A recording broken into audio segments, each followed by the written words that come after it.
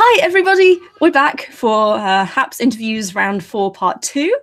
Thank you all for your patience. You may have noticed that I have morphed from Dr. Joshua Bowen into Megan Lewis. I'm giving Josh a break because after that last 15-minute stint, I think he needs a good strong cup of coffee.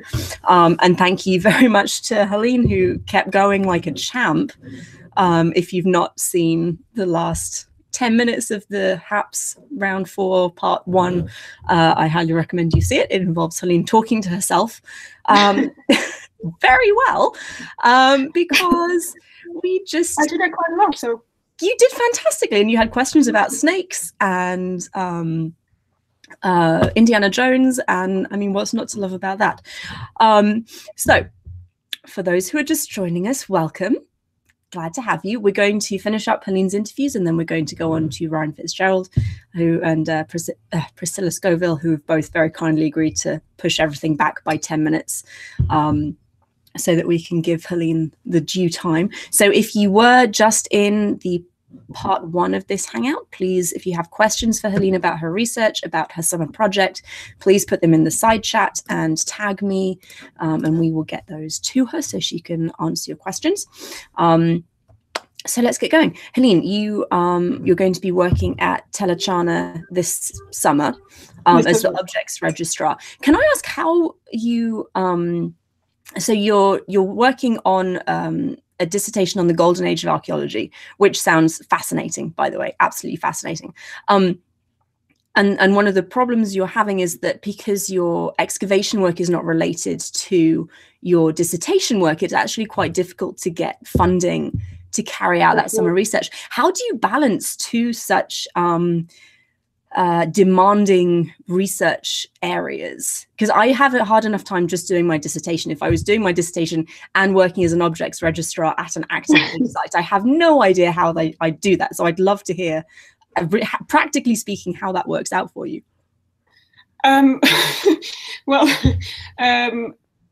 yeah, it's really just a question of compartmentalizing when I do what, and because I probably don't do as much reading about the archaeology side of the work as I probably should do. So I just spent about a month or 2 before grad in the summer to catch up on any publications that have come out, things like that. But mostly the rest of the year, I actually spent working on my PhD. Excellent. So how did you get into excavation? Was it something that you just did as early in your student career, or?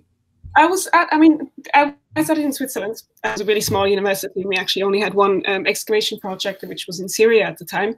It was a long time ago. Then, as I said, I moved to London in 2010 to come here to study, and then they were advertising for archaeologists, and I just joined the team.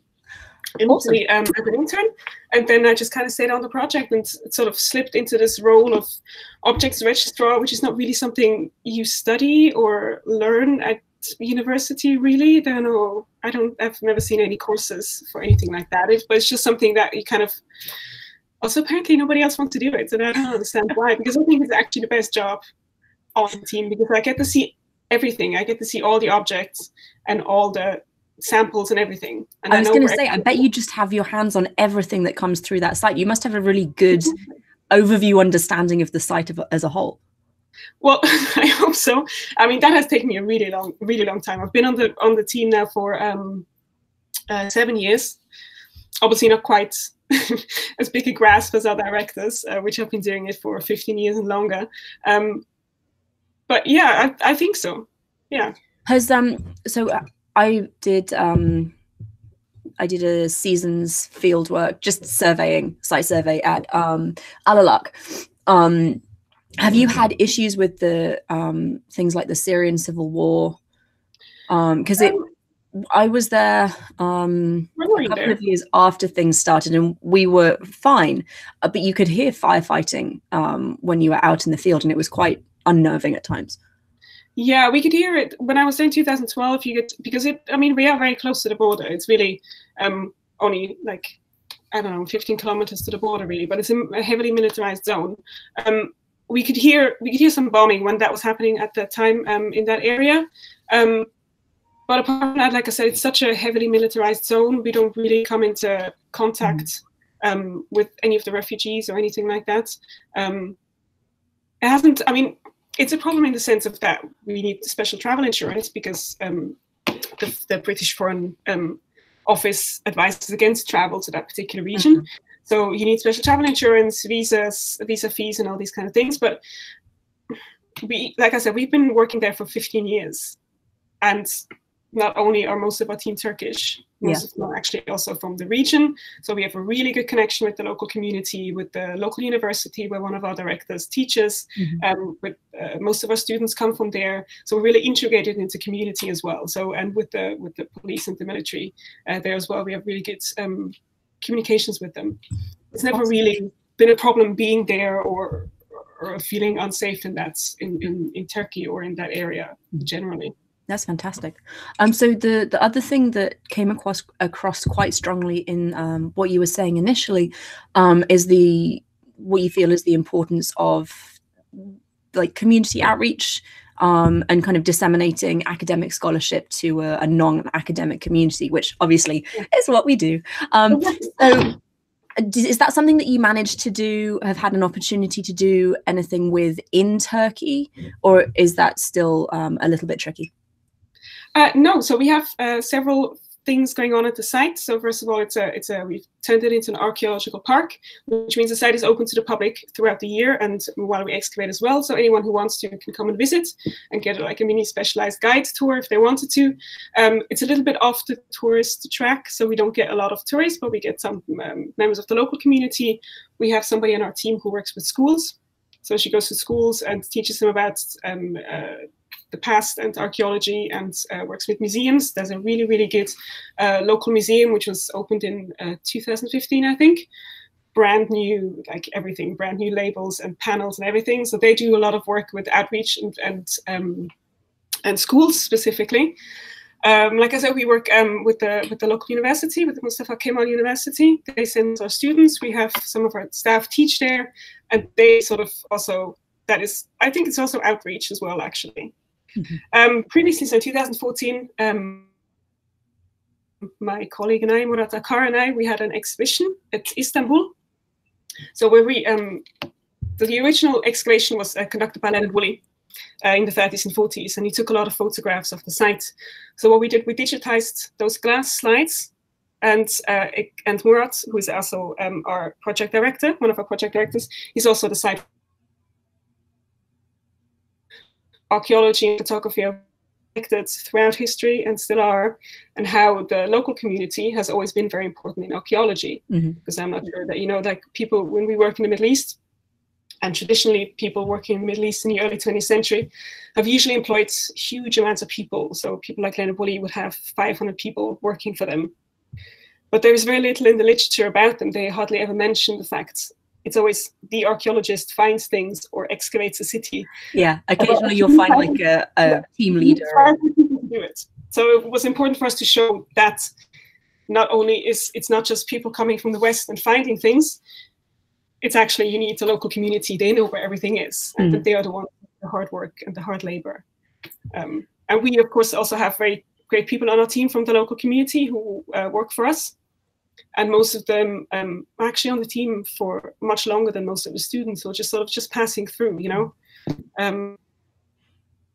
So there's so many ways that you can tell people about archaeology, really. That's fantastic. I was actually, for my own research yesterday, reading the original publication of the Bismaya excavations, which is ancient Arab, and just the way in which the local workers, the people, like you said, who are actually doing all of the labor, who actually go down and find this stuff, the way they're kind of glossed over and almost written out of the whole process is very interesting, and I think very indicative of the time in which these publications were written.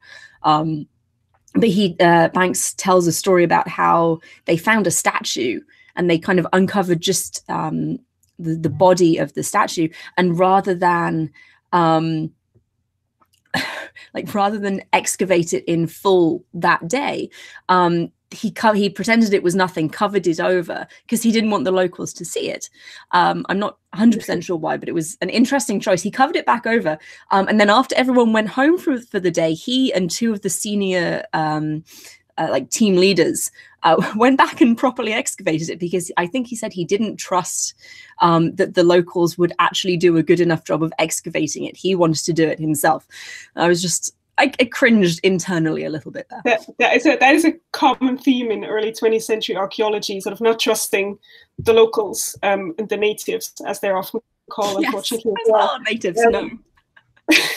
So a lot of people had very special sort of techniques in going around that, especially in the Middle East, where there's a lot of mixed communities, and in Syria as well. So there's people from Sunni communities, Druzes, Alawi, different religious communities. So what they would do is actually they would create a gang who would excavate one trench, one from each community. So because they thought they would watch each other and sort of make sure that the other one, if you have an Armenian and a Sunni, and they will watch each other, make sure the other one doesn't steal anything. So it's a bit like it's a divide and conquer approach to archaeology, which again points to like the military connections that archaeology has always had, and most people did work in during the war as well. Mm-hmm. And yeah, one of the things that I found very interesting when I started looking into the early history of excavation in the Middle East is how many of the people who started, well, maybe not started that, but were like given official sanction to do that kind of work, were active military or ex-military or like diplomats or consuls out on some kind of official governmental business. And now it's almost entirely the purview of educational institutions. It's an interesting shift. Yeah, I think so too. I mean, of course, these were the people who had access to those colonial environments, shall we say, because they were already there. If you think about Paul-Émile Botta, who was the French consul who was excavating at Nineveh for the French government, or Henry Rawlinson, who was working for the East India Company. So they were already on site, so to speak. And of course, if you are an explorer, you have probably, you know how to organize an exploration, you know what to buy, you know how many boxes of tinned spam you need and things like that, where to hire a dragoman and things like that. So I think that are two things that come together. So it's an organizational question, but it's also a question of connections.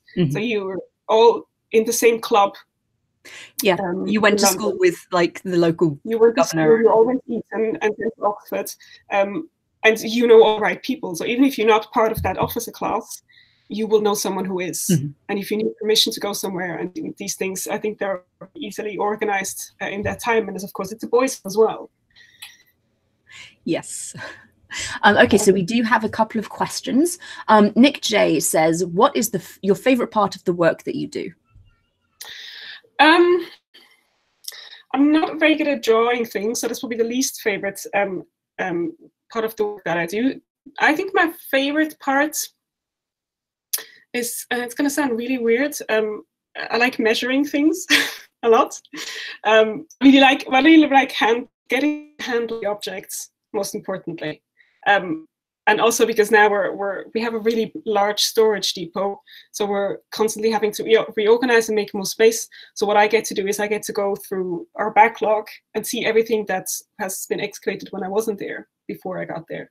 So I get, again, a really good overview of like what was happening before, and I get to review other people's descriptions and things like that. So I think, yeah, actually going, I'm not part of the field team, so I don't do actual digging now, but I get to dig through the depot, so I get to dig through everything that has already been found.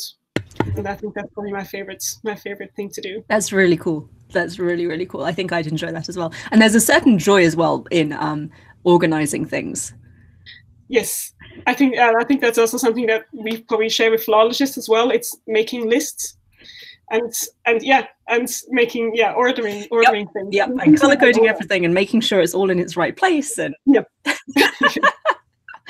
oh, Vibrantly Brantley said, are there any estimates of how many ancient items there are that have been lost to history because they've been sold off to collectors in the 1800s? Wow, that's a good question. That's a really good question. I don't think I can come up with a number on the top of my head. Let's go with lots. Hundreds of thousands, especially if you think about tablets. So, for example, in the 19th century, so some of these tablets are, of course, now in the British Museum or at Yale or at other large collections in Europe. But these always have been things that have been just around the black market, or it wasn't even necessarily a black market, just the antiquities market was available very easily. So I mentioned James Henry Breasted, for example. He went on basically a shopping tour right after the war. Right in 1919, he traveled Egypt and to collect things, to get things, and to get the prism that Lockenbill then translated, right?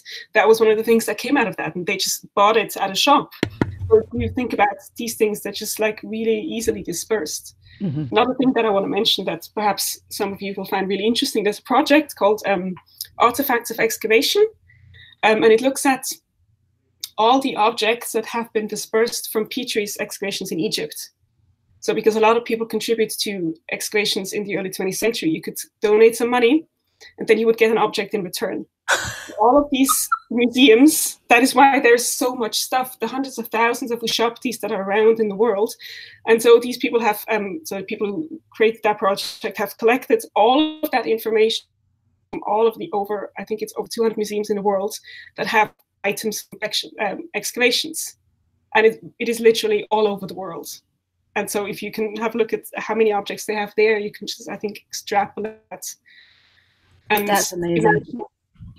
And it's not even, I should make the point, it's not even, as Hélène was saying, it's not even that things have been lost because they've been sold to collectors. A lot of the time they're sold to museums, and then they're published and academics know about them.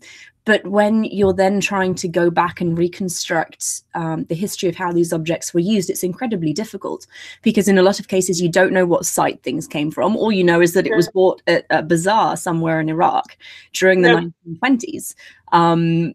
And then you have to, if it's inscribed and you're lucky enough to have that inscription, you can say, oh, well, this inscription talks about a particular city, so maybe this object came from that city, but it's not really a sure thing. It's educated guesswork at the best, I think. Yeah, definitely. I mean, there were also, you could also donate, for example, Leonard Woolley was excavating at Ur in Iraq, right? You could donate to that as well as a private person, and he would send you a handful of beads or a little pot or something with a little letter saying, thank you for your 2 shillings. Here's a handful of the 3rd millennium. It's like, have fun. So there must be thousands of things in the UK just lying in people's attics. Wow. Just like that, you could just do that. No, you'd definitely get in trouble for doing that today. Well, we are, I think we probably hit our time. But thank you again, Hélène, for your patience and for your fortitude. Do you want to take just 2 minutes to wrap up and provide an overview for people who have just joined us as to who you are, what you're doing, and why it's important? Sure, thank you. Yeah, so if you get my votes, as Josh said, this is like American Idol. Vote for me, because my work is actually connected to how we communicate with the public as archaeologists. So it's really important that scholarships like these, that are the ones that you're providing, help people to reach out and understand archaeology better. So my work is working at Tell Chana at the site of Alalach as a registrar, and I need your help to travel out there, to pay for visa fees, insurance and things like that, and it helps me become a better archaeologist, and in turn making the ancient past more interesting for everyone. Wonderful. Thank you so much. Good luck, and we will be in touch soon. Okay. Thank you. See you. Bye. Bye-bye. Now we have Ryan. Ryan, I'm going to unmute you. If you could unmute yourself as well. There we go. I think we have you. Hello. Hello. Wonderful. It worked. Nice to meet you. So everyone, this is Ryan. Ryan, would you, thank you first of all for letting us bump you back. I think we ended up with about 15 minutes. I really appreciate it. Would you just take, maybe we'll give you the first 10 minutes to say hi to everyone, who you are, where you come from, and then go over your research proposal on what you plan on doing this summer. Okay. Yeah, thanks for having me. I'm very pleased to be here. My name is Ryan Fitzgerald. I am a PhD student at the University of Texas in Austin. And I am in the religious studies department studying 2nd century Christianity as my subfield. Now, I knew ever since, from the time that I was a child until college, that I wanted to be a lawyer. And and then I went to college, small private liberal arts college, and I took some religion courses, introductory courses on the Old Testament, New Testament, and I started finding out things like Moses didn't write the Pentateuch, or maybe the book of Revelation is less a roadmap for the end of the world and more so a socio-political commentary on the Roman Empire. And these kinds of topics just upended so much of everything that I knew. And my story is not unique. This is very typical of people, especially in the South. This is in North Carolina, for people to go through. And so that's what brought me into the field. And because everybody around me was a Christian, I was raised as a Christian, and this is my social location, that's what led me, say, to the New Testament more strongly than the Old Testament and the development of early Christianity. So what I study now, years after this, is actually the 2nd century construction of Christian identity, and particularly the way that they develop tension, essentially, with their contemporary Jews. And the question is sort of, how did Christians form their socio-political identity? And part of the answer is they invented a Christian identity at the expense of Jews. And so this is what scholars call the parting of the ways, this conversation about when did Christianity and Judaism become two distinct things, because it's common knowledge that Jesus was a Jew and his earliest followers were Jewish, and that eventually they stopped calling themselves Jews, they started calling themselves Christians. And so when exactly this happened is over a course of centuries. And so I'm looking at the 2nd century, particularly with authors such as Justin Martyr, famous for his death, but more interesting for his writings, and particularly how they created Judaism against Christianity. So when Christians were forming their identity, they needed to create something that they were not. So in order to say we are this, they have to say we are not that. And that I'm talking about, if I'm not too obscure, is Judaism. And so they created their own form of Judaism. They created their own version of Judaism against which they could define themselves. And so one of the main strands in Justin, for example, is that they created a Judaism that was dependent upon what we would call a biological descent. So they're sons of Abraham, therefore they are, they're descendants of Abraham, therefore they're the right people of God, they're the proper people of God, just by nature of their birth, what Christians will then call fleshly descent, fleshly lineage. And Justin says, through a really crazy, obscure, even he calls it obscure, interpretation of the Hebrew text, well, the Greek translation of the Hebrew text. Ask me about it. It's funny. He claims that Christians, these Gentiles, these non-Jews, who are now sort of the majority of people calling themselves Christians, are actually the spiritual descendants of Abraham, therefore the right, the proper descendants of Abraham. And so because that was their main problem. What was the Gentile problem? The Gentile problem, the Gentile Christian problem, was how do we claim essentially the entire literary history of this other group of people that call themselves Jews? And so to put this even more clearly, Justin and other Christians like him created a version of Judaism that was based on what we would call biological descent, regardless of whether or not Jews ever actually thought of themselves that way, and more recent scholarship has demonstrated they didn't actually really think that way. But that doesn't matter for these Christians, because what matters is how they are representing themselves over against an other. And this is what we snobs in academia call othering. Creating an other so that you can say that you're not that. Now, there's a lot of, nitty-gritty stuff, that's going on in my project. This is my dissertation. But I'd like to make a point about why this, I guess, is important.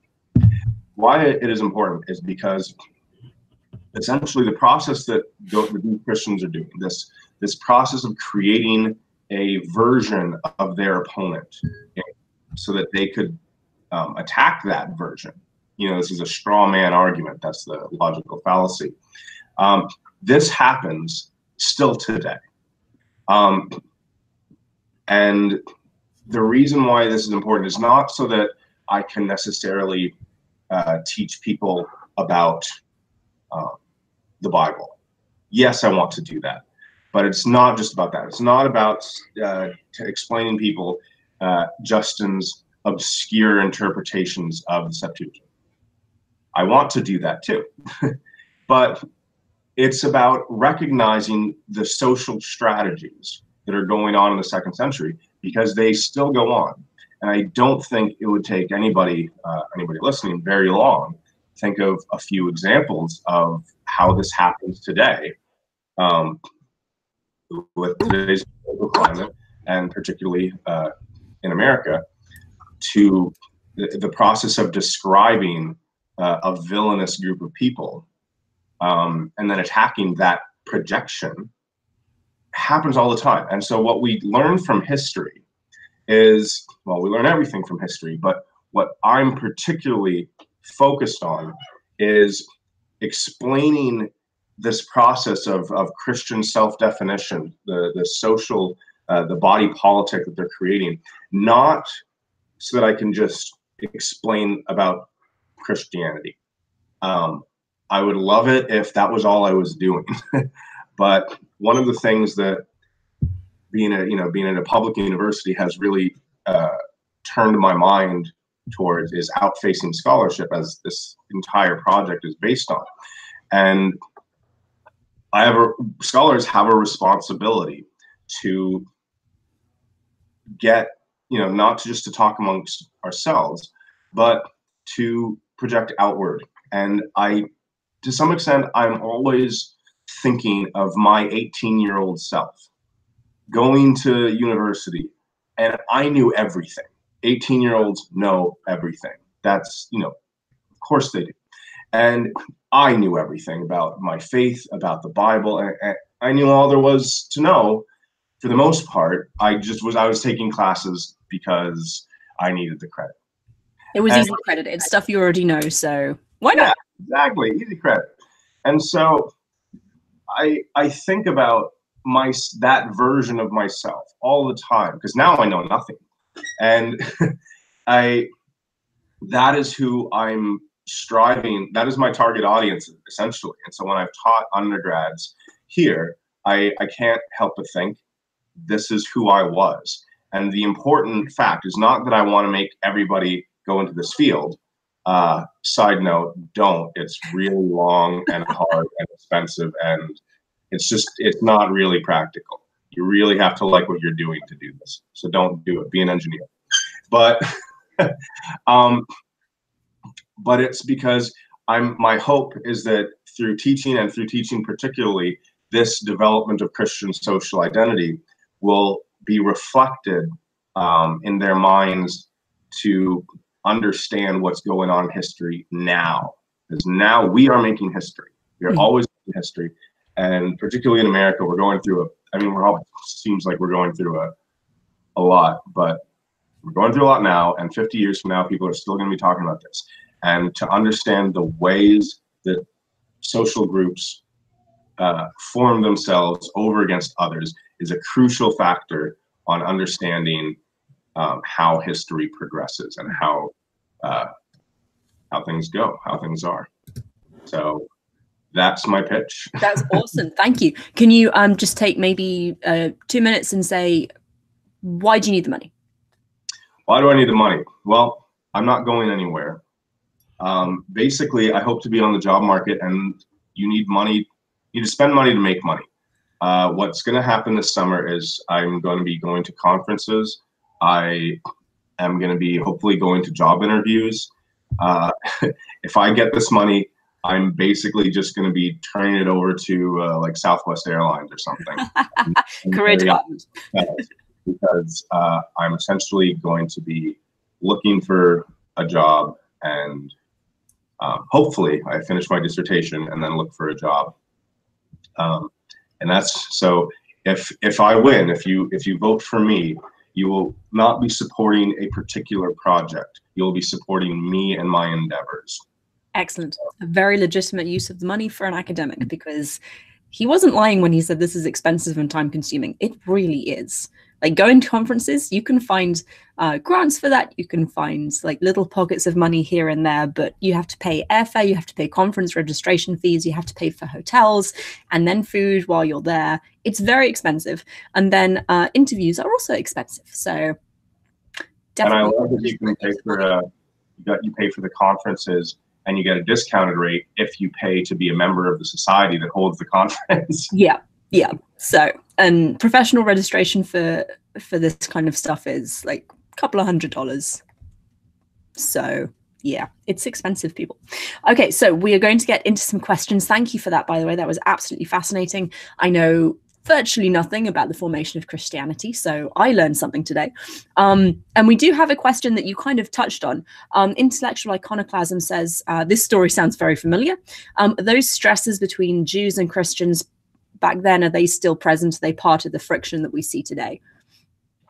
Yeah, and part of so the short answer is absolutely yes. And as recently, the most extreme example is the Holocaust, is that there were fears stoked by Europeans about Jews that were not real. Again, they created a version of Judaism that was influenced by 1800 years of history, of Christian history writing against Jews, that fed directly into that. But more precisely and perhaps more insidious, maybe, even if though not actually practically devastating, is that the entire worldview that we have on, say, world religions. What is a religion? What is Judaism, Christianity? What is Islam? All of this really comes from a European, Christian history that defined all other religions on the model of itself. So you have a history of the creation of all of these religions that some of them bought into it. Some of them, Judaism eventually, because Christianity was the dominant hegemonic power, Judaism did eventually say, okay, we're a religion like you, because they didn't have a choice. Mm-hmm. Because the narrative was being written by Christianity. And so the point, tensions between Christians and Jews, some people, there's still the idea that, well, the Jews killed the Messiah. Well, so the Jews are bad. Mm-hmm. And there's the famous, when the Passion of the Christ came out, there was a little bit of controversy. Well, there was a lot of controversy, but one particular controversy was that there was the line from Matthew where Jesus is up and they're saying, crucify him, crucify him. And they say, let his blood be on us and our children. And this is the blood libel. And this is, Amy Jo Levine from Vanderbilt has called this the most devastating biblical text for Jews in history. Mm-hmm. Because the Christians could point to this text and say, oh, Yeah. Jews admit that Jesus's blood is on their hands, and and this has been the cause for, indirectly or indirectly, for pogroms through history. And so basically, this long-winded answer is yes, this tension is still there, but more important than, I would say, just the tension between Christianity and Judaism is that the Western view of what is a religion is entirely based on a Christian narrative and a history of Christian hegemony that has defined the terms of the conversation. Mm-hmm. So a lot of what I do in my own work is try to but understand the process of that control, understand how that narrative, that dominant narrative, came about. And so that is the bigger takeaway, I would say, rather than just Christians and Jews have tension. I'm not undermining your question at all. It's a great question. That's why I'm talking so much about it. But the much bigger issue that taps into is the 1800-year history of a Christian hegemonic narrative of the way that the world is. Great, thank you. That's a very full answer. We have another question from the same person. Asking about how much of the early Christians' attempts to distinguish themselves from the Jewish population was influenced by the Roman Empire. I would say a lot. Now, this, you look at people like Warren Carter or something, and he'll say, well, everything was the empire. There's a great book by Michael Peppard that says that the model of Jesus, particularly in Mark, was to be sort of a anti-emperor, like an anti-king. And some of this gets really explicit, as I mentioned in the book of Revelation, the last book in the order of the New Testament that we have, which is actually, I call it a Jewish text, really. It doesn't really know what a Christian is, but it's completely, against the Roman Empire. But then you have people like Paul, who in Romans says, well, the people in power are in power because God made them in power. And so there's not so the New Testament doesn't have a consistent view on this, and the New Testament wasn't around, or it was, not set for hundreds of years. So the Christians in the 2nd century, they had a lot of different views about what the empire was. Was it good? Was it bad? Justin Martyr, this Justin that I'm talking about, in his apologies, he is actually pitching that Greek philosophy is right, essentially. They just didn't have the whole picture, that they were close to Christianity. And he actually claims, people like Heraclitus and Rufus are actually, tapping into the logos, the what he calls it, the word, the right ideas. And this is, he's writing in the time of Marcus Aurelius, the great, Stoic emperor. So all of the philosophy of the time and the empire were not distinguishable as such. There was a whole ideology. Now, there's another question that I won't get into unless I get asked another question about it, about the nature of the emperor and the imperial cult. And that is explicitly condemned, say, in Revelation. And part of my argument that I didn't touch in this was that the imperial cult is actually participating in these creations of lineage, using the work of Nancy J in particular, and then Stanley Stowers reading Nancy J. That the imperial cult, I think that the imperial cult represents a different kind of lineage against which the Christians were also defining themselves. Mm-hmm. Fascinating, thank you. So we have maybe about 10 minutes left, so I'm going to zoom through a couple more questions, and then I'll give you a couple of minutes to just wrap up and summarize for people who have only just joined us. So Nick J says, why are you looking particularly at Justin Martyr? Why not, for example, and I'm going to butcher this name, Saint Athanasius? Well, in part because I like Justin. There's always a degree of arbitrariness, I would say, with these. You have to draw lines somewhere. You mean Athanasius? Yes, probably. Yes. Okay. I just can't read. Okay. Yeah, partly is that we have very few second century things. And, you know, I just, I like what I like. The short answer is I like what I like. But the bigger answer is there are plenty of people that I could look at. And I'm not trying, my project isn't an attempt to do everything and to look at all the apologists. Why not the preaching of Peter? Why not, you know, Quadratus? Why not Aristides or Aristides? These are all apologists that I would say are actually doing some of the same things. Even in the Nag Hammadi texts,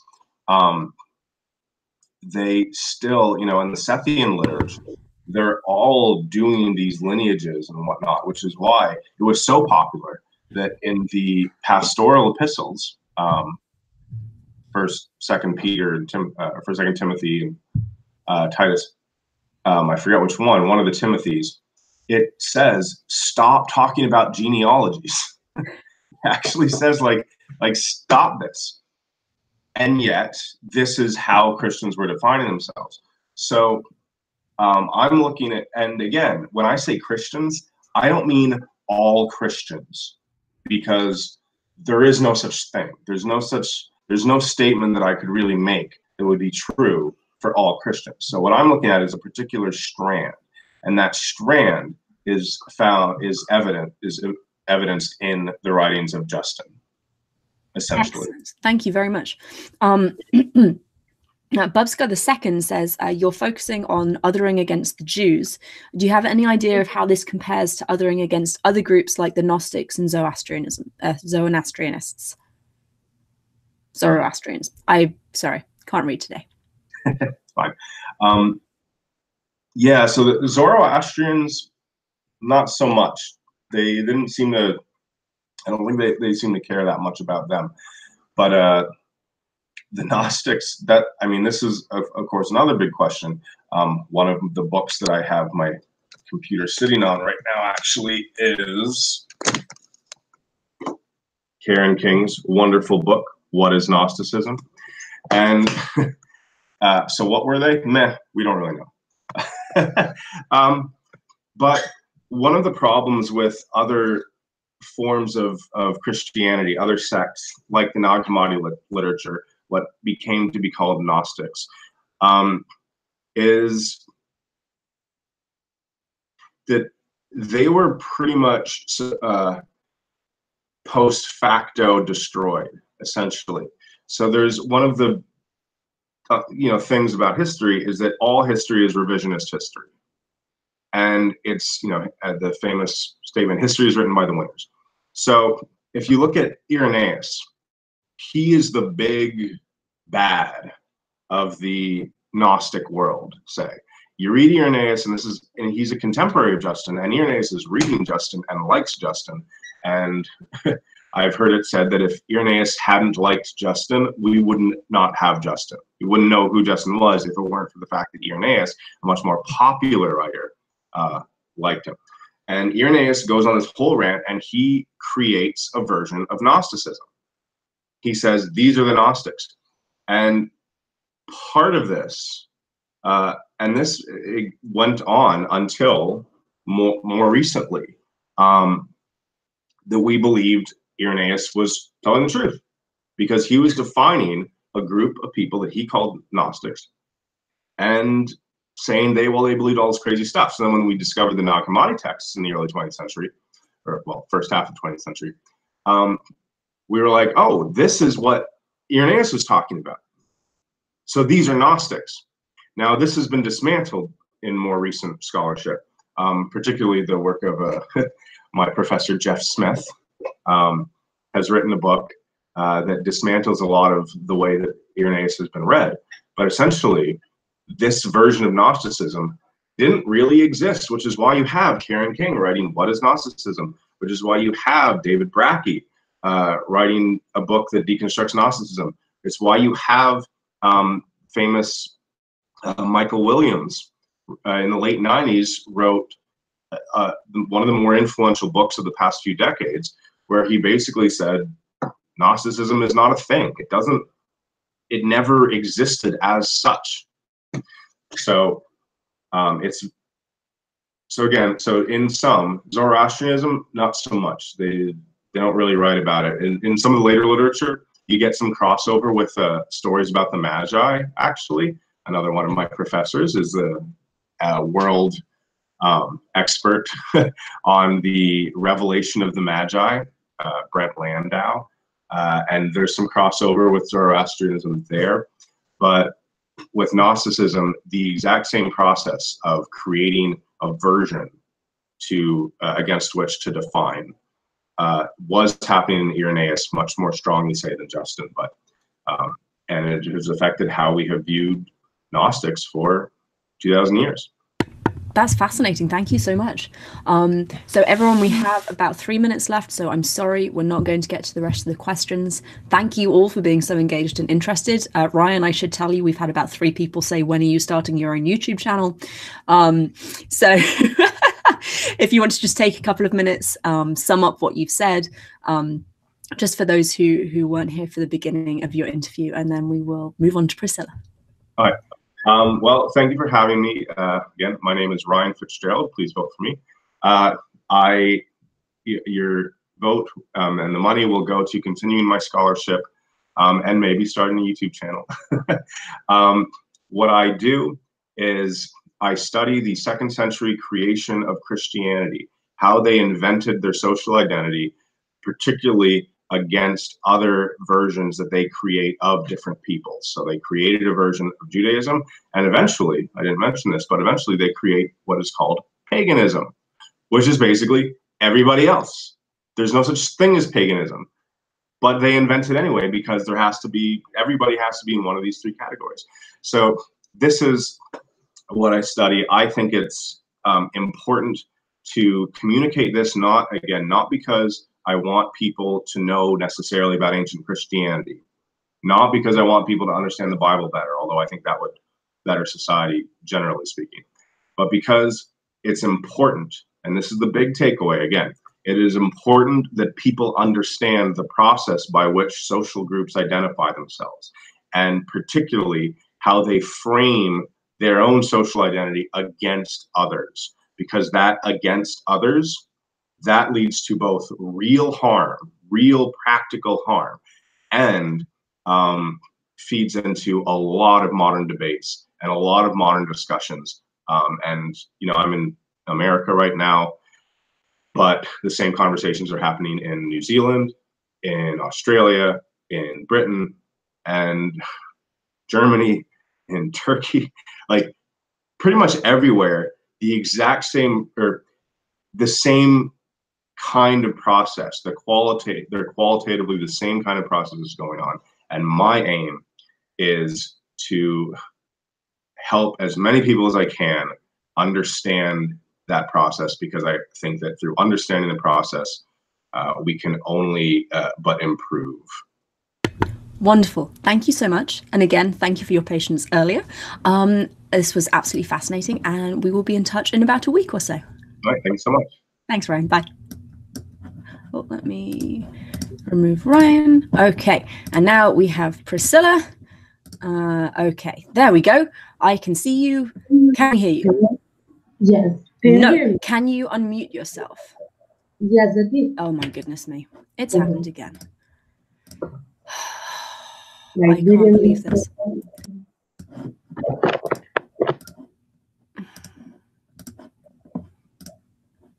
Nope. We might have to have a round 3, everybody. Oh, no. Okay. Can you, Priscilla, just try coming out and coming in again, and we'll see if that does anything. Thank you. Oh, I'm so sorry, everybody. We are just, nothing has changed since Ryan left. And we had Priscilla on before we started the second session of today's interviews, and I could hear her beautifully. And now we can't hear her anymore. You can hear her? Oh, my goodness me. Okay. Well, that is a pain. And given that she's not back, I suspect that means that the link is now broken. How very exciting. If anyone here works for Google and feels like either telling me what I'm doing wrong or fixing our live stream, I would very much appreciate that. Okay, Priscilla is back. I can see you. Can you say something? Yes! Can you hear me? Yes! Oh, beautiful. It worked. Oh, thank goodness. Okay, sorry about that, everybody. We're going to keep going with this for as long as it works. Fantastic. Okay, Priscilla, thank you for joining us. Again, thank you for your patience. Why don't you take 10 minutes and introduce yourself, what you research, why you research it, and then what you're planning on doing this summer. Okay.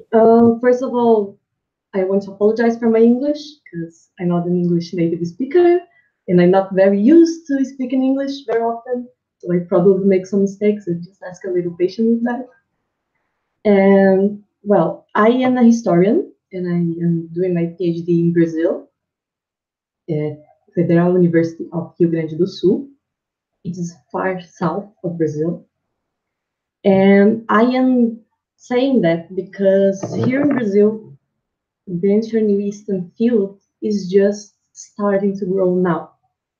The first researches was made by a professor in 60s or 70s.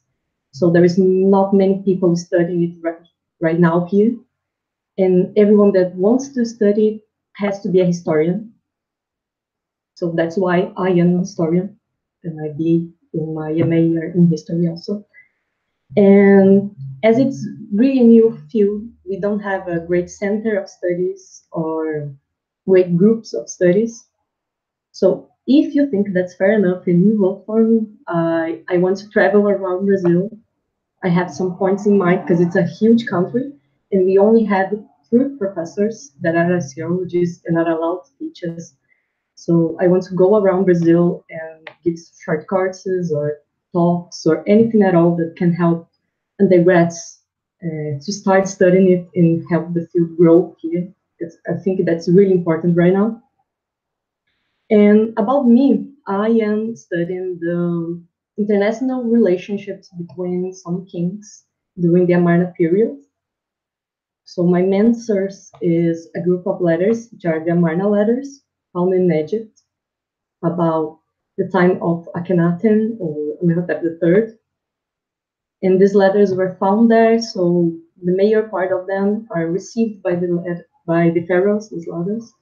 But there is some of them that are sent by these pharaohs, and for any reason that we don't know, has a copy there. But it's only a few.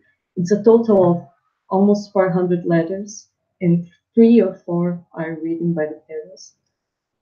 And I want to understand them as a whole diplomatic system. So I want to approach them as a network analysis. I want to make a graph and visualize this system as how they interact, who has more contacts than the other, and everything around this. And this is part 1 of my research.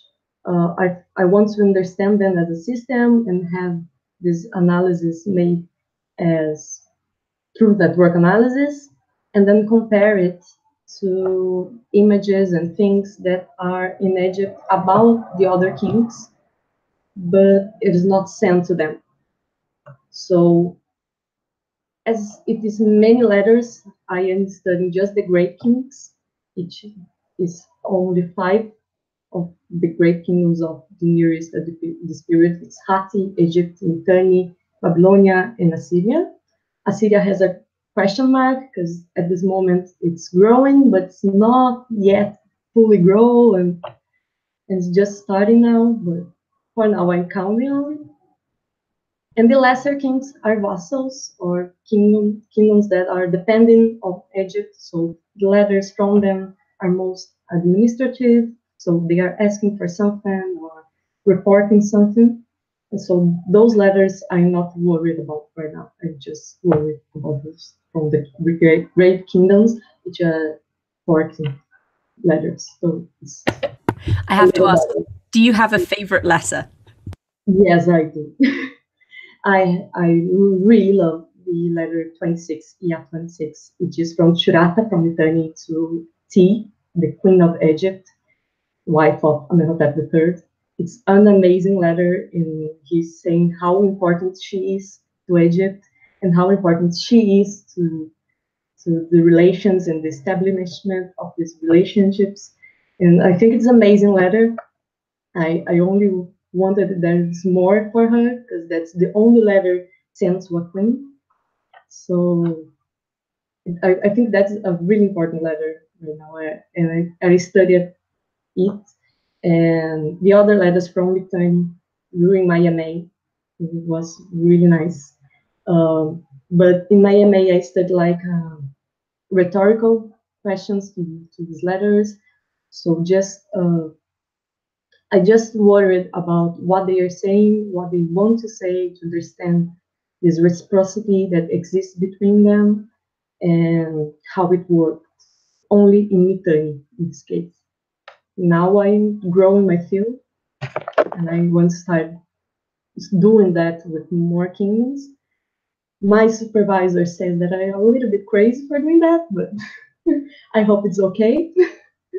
I think advisors contractually have to tell PhD students that they're crazy at some point. Yeah, it's necessary.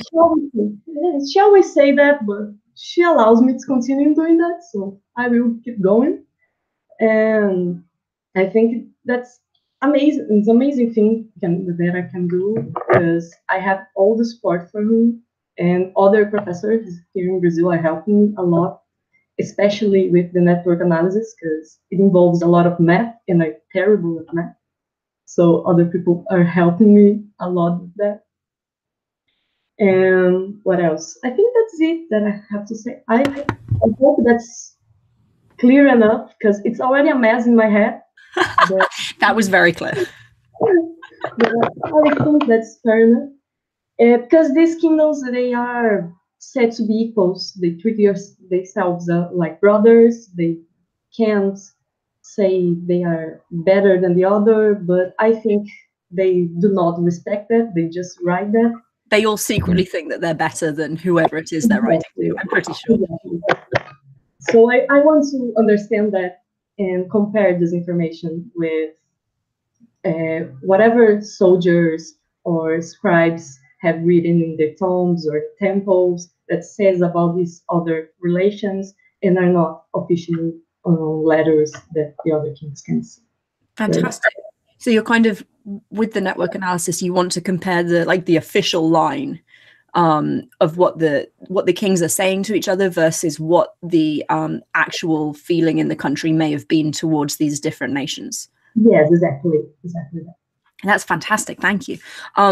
So I have a couple of questions. And audience, if you have questions for Priscilla, please put them in the side chat and we will get them to her. So this, your summer project, going around and teaching, sounds absolutely fantastic and a massive undertaking. Are you looking more at like elementary schools and middle schools, or would it be a college-based teaching program? I think right now it just go to undergrads, but like an open event, so everyone that is in high school can also attend, but focus on undergrads, so they can start studying it from there. That's fantastic. So they kind of get at least someone telling them, hey, this exists. This is a possibility for your own research. Yes, because the researches about years here in Brazil are most focused here in the first half where I am, or in São Paulo, or in Rio de Janeiro. It is a very small space. Mm-hmm. So in Brazil is huge. It's a huge capital. So whatever you go to any other place, they have no contact with that. When I started studying here, I'm not from here, I'm from other state, it's Paraná, it's also in south, but not far south. And when I started studying, I had no support at all. So everything that I wanted to know, I had to do by email with professors from other places, including from other countries, because we have nothing here. Nothing is written in Portuguese. So it's quite challenging for us right now. So that's why I want to give the others the chance that I didn't have. I think that's very admirable. Are you the way you're planning on teaching? Are you going to focus on like an introduction to the history, or select particular objects or time periods or archaeological sites, even to kind of give people a flavor of what you're looking at? Well, it depends on how much time the place gives me to stay there. So how many days the university allows me to teach. If I get to go a short course, more than a talk, I will want to go around an introduction to the team, an introduction to cuneiform, and if I get it, someone is interested in something special, so I will talk about that also. But in general, more introductions to some points. Fantastic. I think that's awesome. So we have a couple of questions from the chat, so I'm going to get to those now. Cretan Captain Idomeneus. Is it useful to do a network analysis with a corpus like this, since the letters we found were left over from when the court moved away from Akhetaten? They took the letters they needed with them, so the inference there is that we don't have a complete corpus from Amarna. This is just the leftover stuff. So the most relevant letters concerning the Great Thick Kings were probably not there when the site was excavated. So can network analysis really be useful in an incomplete corpus like that? Yeah, I think network analysis is really good, because it helps us show and understand the system as a whole. Although we have only the letters of Egypt, it can show us some things like how many people are connected to them. It has to start from Egypt always. So my major point of view will be from Egypt. But I think we can find something that is interesting about it. For example, has a really recent research by Klein and Klein, I think that's their name, about network analysis in this Amarna corpse. And it's amazing how interactive we can notice they are. Like it's a whole Near Eastern world. So it's many places and many people involved, and it's a small world system. So which means that with 6 jumps or 6 contacts they made, they can reach anyone else around there. So we can understand with network analysis the relation of them specifically, because it's from Egypt always, but we can understand how this system works.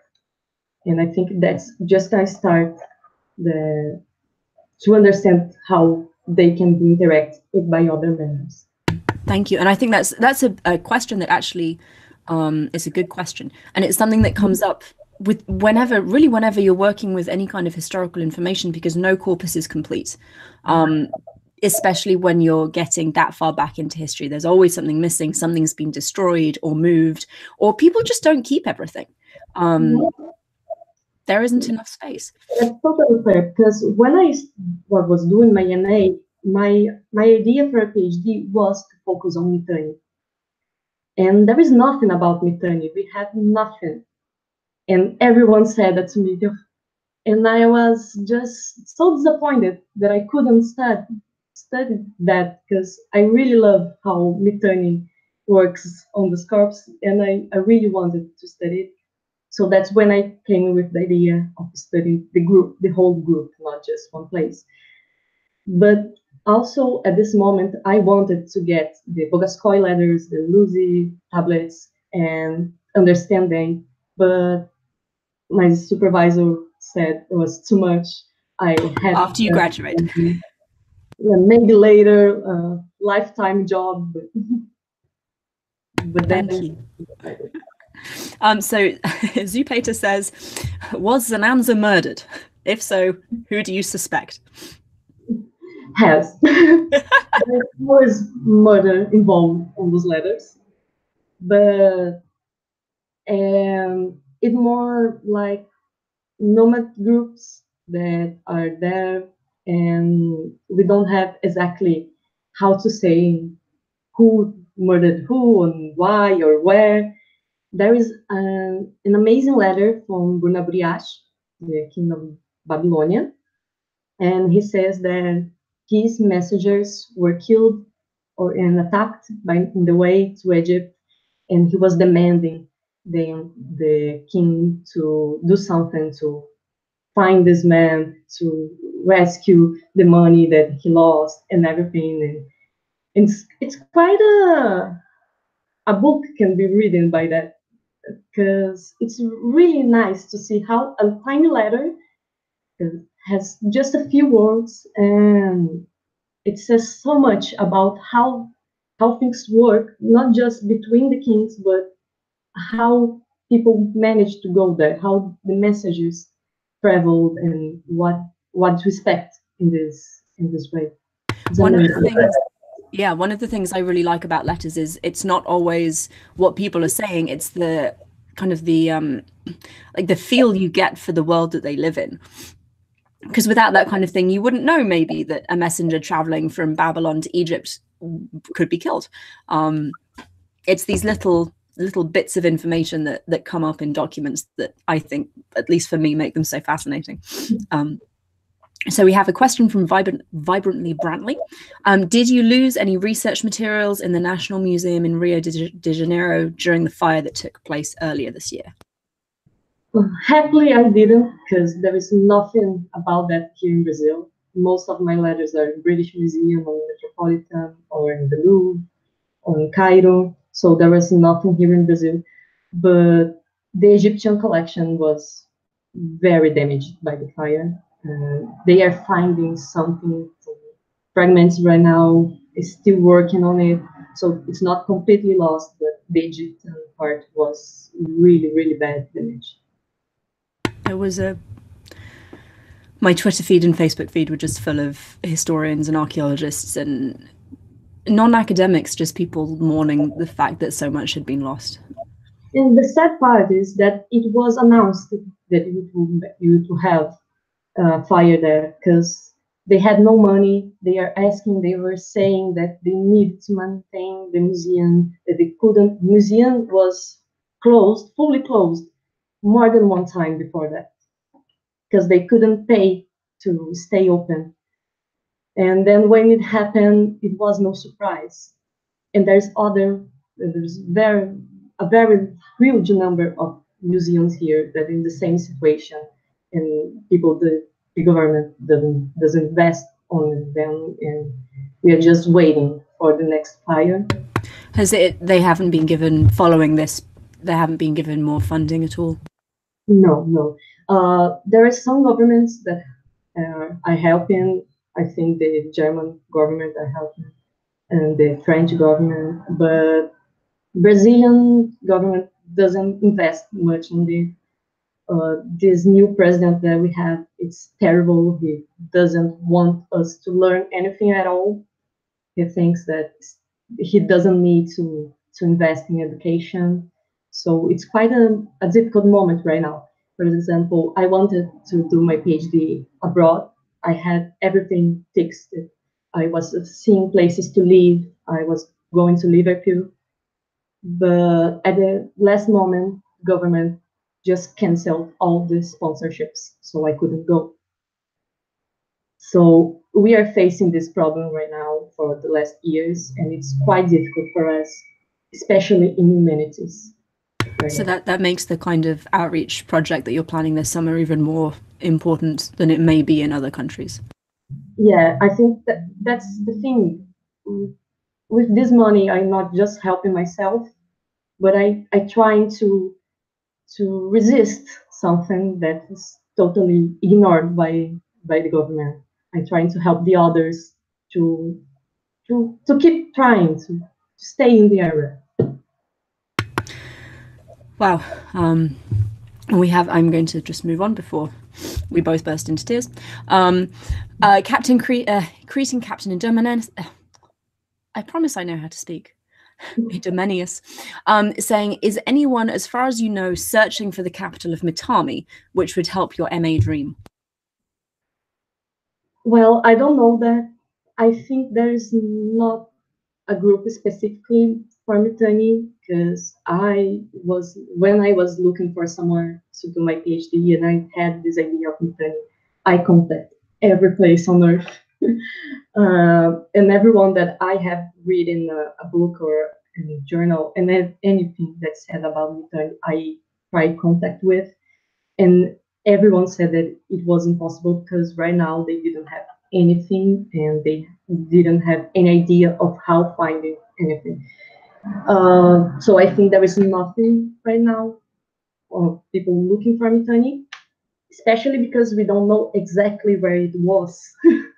So it's fine. It's hard to go and find something. Have just an idea, general idea of northern Syria, but doesn't have any idea exactly where they are. It's very tricky. There are a couple of sites in like southern Mesopotamia, like Assur. We have not Assur, Agade. We don't know where it is. We know roughly, maybe, but we don't know exactly where the site is. And because of the political situation in Syria and the surrounding regions, it's difficult enough to go to existing archaeological digs. Opening new ones is, as I understand it, actually quite tricky and requires a lot in the way of diplomacy and government intervention and that kind of thing. So hopefully one day they'll find it, and then we'll all know more about the Mitanni, because it's something I'd like to know more about as well. I would really be happy if they found something, because it was such an amazing kingdom, and it didn't last many years, only 2,000 years, and that's it. And you're right, it's one of the big influential powers of that time. And when you're learning the history of the region, you learn about Assyria and Babylonia and Egypt and the Mitanni. And then you want to know more about them. And Assyria and Babylonia and Egypt, there's plenty of research that has been done, so you can go and do some reading. But really, if you want to know anything concrete about the Mitanni, it's incredibly difficult because we just don't know. Yes, it's really hard. And I was always a curious child. So when I first heard of Mitanni, I was crazy. I need to know what the hell is Mitanni, where it is, who they are. And no one had nothing to me. I asked many people, no one ever heard of them. So I started doing that by myself. And it's quite disappointing because I couldn't find anything. And I tried so hard. And you're all the way at the end in this PhD position, and there's still nothing. Yeah, it's so hard. And actually, this is we've got maybe 5 or 6 minutes left. So if you have questions for Priscilla, please get them in. But I'm going to ask, how did you get interested in the ancient Near East, especially if it's something that is not terribly widespread in Brazil? It was really, I don't know how, because when I was in my undergrad, I was studying in Egypt, because I was working at the Egyptian Museum of Curitiba, which was where I was born. And I stayed there for 2 years. When I left the museum, I continued studying Egypt, but I have a friend that was worried about the Goths and the end of the Roman Empire. And he started saying about the other places around there, and I started imagining things, and I simply just said that I don't know anything about it. So I started studying it, and it was captivating me. So, and another friend of mine said to me about those letters, and then I read the Methanian letters. The first ones that I read was about Methanian, and you just love at first sight. I don't know. I can't explain. No, I had a similar reaction when I first read some of the Amana letters. They're fantastic. I love reading old letters. And the fact that we have letters from so long ago is amazing. They're fascinating. Yeah, I love them. The first letter that I read was this one from T. That's my favorite until now. It's just amazing how much can we see in a tiny letter. It's fantastic. I love it. Wonderful.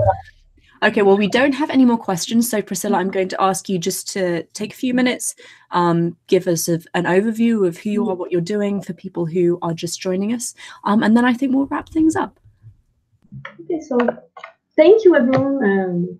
Thank you for being here till now, and for my English skills that are not so great. But, well, I studied these diplomatic relations between Egypt and Hatsi, Assyria, Mitanni, and Babylonia during the Amara period, which is with the kings of Amenhotep III and Akhenaten in Egypt. And I want to understand it as a system, as a whole, between these 5 kingdoms, and then compare it to the images that are inside Egypt in temples or tombs or literature or anything at all that says about these kingdoms. And I think that if you think that's fair enough and vote for me, please. It's a huge thing you're doing, not just for me, for whole Brazil.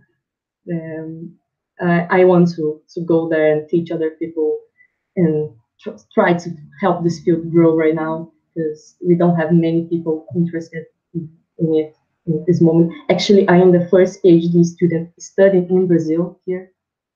So we're the first group of people that are concluding this research here. And I think I can help other people to follow my path and stay here and help this field grow. Well, wonderful. Thank you so much. I've really enjoyed talking to you, and we'll be in touch in probably just over a week. I'm going to say goodbye, and then I'll get on to telling everyone about the voting system so that we can actually get this thing rolling. Goodbye, then. Thank you again. Thank you so much for joining us, Priscilla. Okay, everybody, thank you all for your patience. I know this has been a little bit touch and go. We've seen a couple of people in the chat say it wouldn't be a Digital Hammurabi live stream without some kind of technical glitch, and unfortunately they are quite right. We try, but we're academics. We're not really computer people. We try.